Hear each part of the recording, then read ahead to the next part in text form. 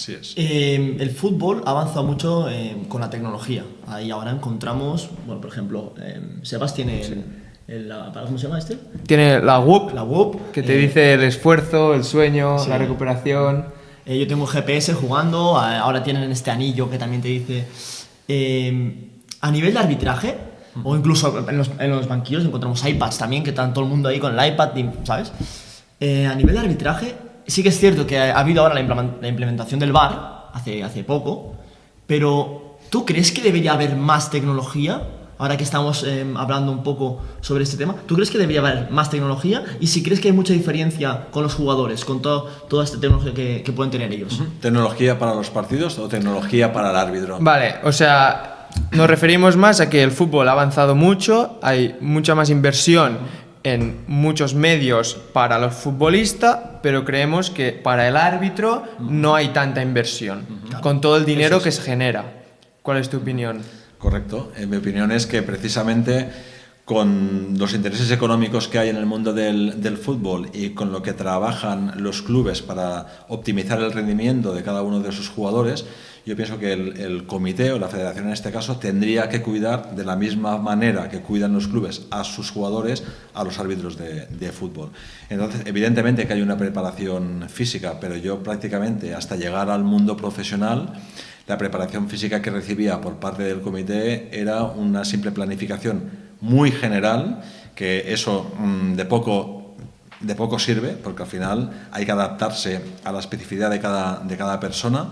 Y yo opté a nivel personal, por ejemplo, de tener mi entrenador personal. Por cierto, un ex profesor de aquí de INEF, Francesc Corbi, con lo cual estuve pues, muchos años en la élite gracias a su preparación, ¿vale? Entonces, aquí, evidentemente, podemos implementar con sistemas GPS o maximizar la recuperación, en este caso del árbitro, pero yo creo que hay que invertir mucho más en investigación, hay que invertir mucho más en tecnología. Y digo investigación, sí, investigación, ya que porque tienen la posibilidad de hacerlo a través de la universidad, por ejemplo, y eso sí que daría un salto de calidad. Por lo tanto, si tuvieras todo el dinero del mundo, ¿dónde lo destinarías? No hace falta mucho dinero, es un tema más de voluntad. ¿No? De voluntad. Lo destinaría en crear sinergias entre distintas instituciones, precisamente para potenciar el óptimo rendimiento del árbitro en el terreno de juego a todas las escalas, desde el mundo profesional al fútbol base. Muy bien. Ligando este tema de los preparadores físicos, teníamos una pregunta pensada que aprovechamos para decir que Biel ayer colgó un reel comparando el esfuerzo de los jugadores de fútbol con el esfuerzo de los árbitros y haciendo mención a que un estudio del 2023 llegó a la conclusión que un árbitro toma mejores decisiones si está mejor físicamente en test de velocidad o test de resistencia. Por lo tanto, ¿los árbitros entrenáis? Nos has mencionado antes que tenías un preparador físico, Francesc Corbi, de la casa, pero ¿cómo puede ser ese entrenamiento? Evidentemente hay que adaptar el entrenamiento a la categoría a la que estás, porque como bien sabéis, cuando empiezas arbitras básicamente fútbol 7, las dimensiones son distintas, la exigencia no es la misma que a nivel profesional y hay una preparación que suele ser de 2-3 días de entreno a nivel semanal, más los partidos. Digo partidos porque el fin de semana un árbitro actualmente, pero también cuando yo empecé a arbitrar pitabas de 3 a 4 partidos un fin de semana.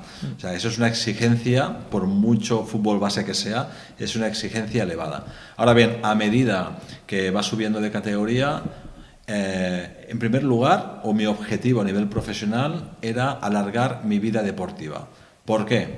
Porque el hecho de sufrir una lesión, a diferencia de un club, te aparta totalmente de la competición y te aparta literalmente, o sea, te descienden de categoría, a diferencia de una lesión de un jugador o un referente, ¿no?, dentro de un club. No sé, Lamine Yamal ahora mismo, si está con el tema de la lesión, el club pondrá todos los recursos disponibles para, si puede hoy, mejor que mañana, estar al máximo para poder competir, ¿vale?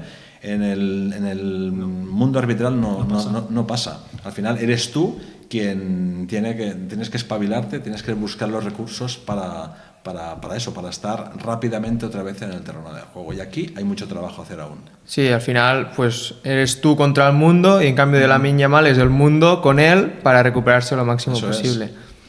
Observamos ahora mucho, incluso en equipos de segunda catalana, primera regional, sobre todo en los calentamientos, ¿no? Hay un preparador físico y hace una activación específica para ellos. Va subiendo de categorías y siempre hay un preparador físico o incluso dos.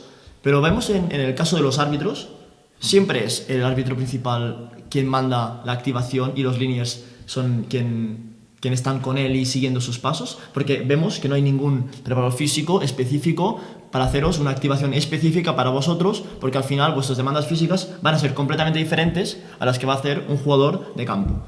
Y esto es lo que hemos observado. No sé si seguís un manual o seguís unas instrucciones a nivel de activaros vosotros mismos. O también hasta los linears. Al final un linear va a correr en una misma dirección y un árbitro principal puede hacer cambios de ritmo, las rodillas se pueden ver comprometidas, las jugadas son más eléctricas. Sí, es cierto. Ahora estaba recordando porque, de hecho, reía porque antes los árbitros, digo antes, pues no sé, del orden de 18 o 19 años, los árbitros no salían a calentar en los terrenos de juego. Hostia. De hecho, cuando se propuso hacer un calentamiento en el terreno de juego, claro, el propio comité, ¿no? La gente, los directivos te miraban como, ¿y estos qué hacen? ¿No? O sea, y no hablamos hablamos de 15, 20 años máximo. Afortunadamente las cosas cambian y los hábitos también, y cuando empezaron a calentar unos cuantos, ya el resto ya, pues bueno, se obligó también a hacerlo y ahora ya es una costumbre. Sí que es cierto que es un colectivo o un comité, más que el colectivo, es el comité, la federación es muy cerrada. Entonces, lo normal sería que en cada uno de los partidos el equipo arbitral tuviera un preparador físico para hacer el calentamiento, hacer un poquito el seguimiento y sobre todo al terminar el partido ya empezar la recuperación. No tener que hacer el viaje de vuelta y recuperar el día siguiente, no. Optimizar, por lo que os comentaba antes.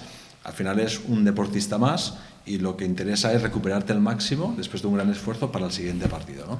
Desgraciadamente esto no está sucediendo. Claro, porque los árbitros hacen estiramientos, foam roller, bañeras de hielo.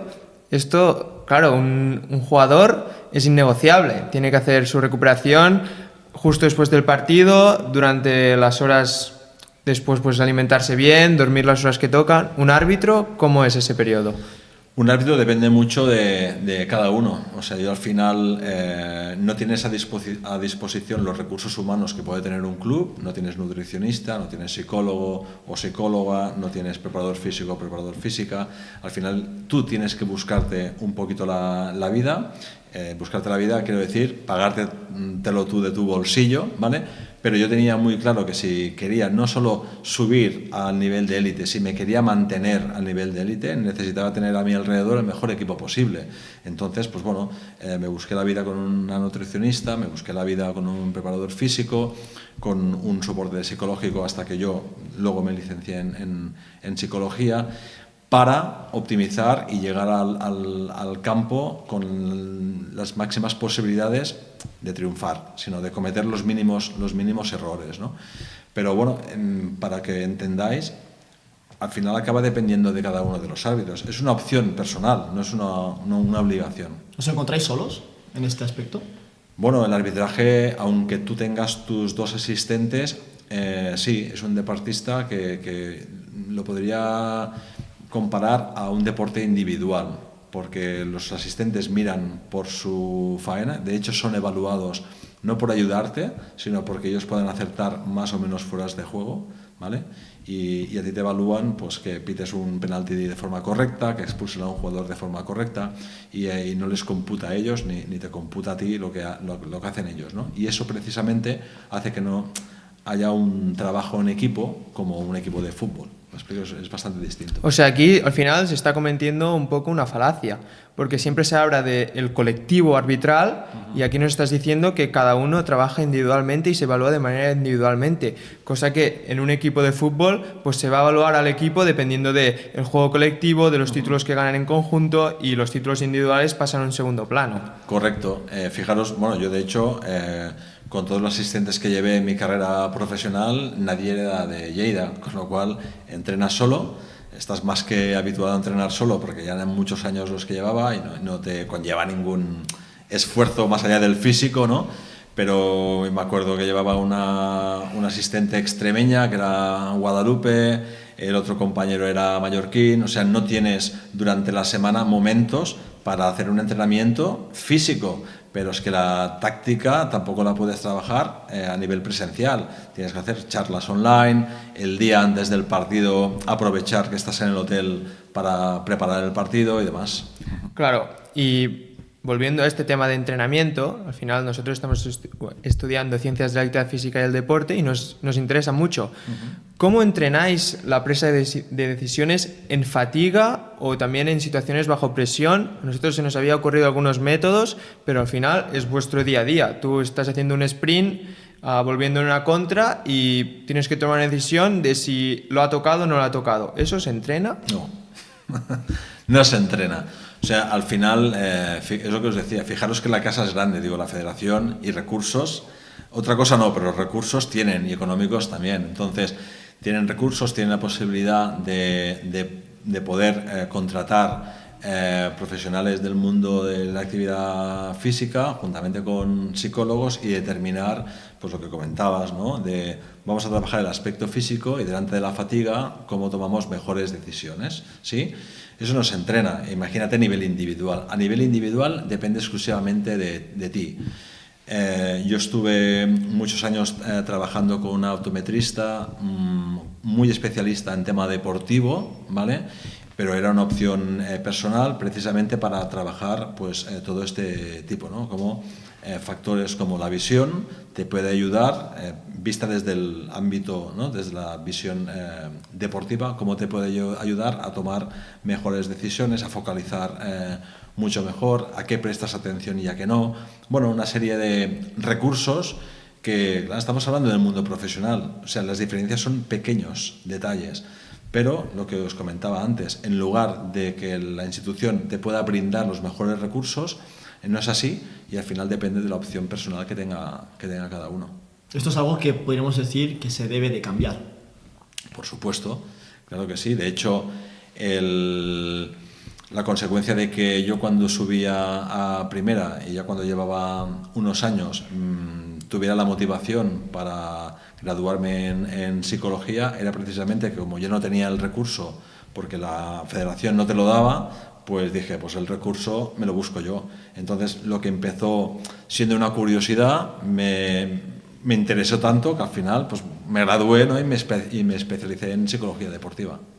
Sí, bueno, al final esto es como el que es piloto de Fórmula 1, pues tiene la necesidad de licenciarse en mecánico porque no tiene el mecánico que le cambie las ruedas. Más o menos, Al final es un problema que está detectado y tendríamos que intentar que la federación destine mucho más recursos a estas cosas porque al final tanto los jugadores como la federación como el público exigimos a los árbitros el 100%.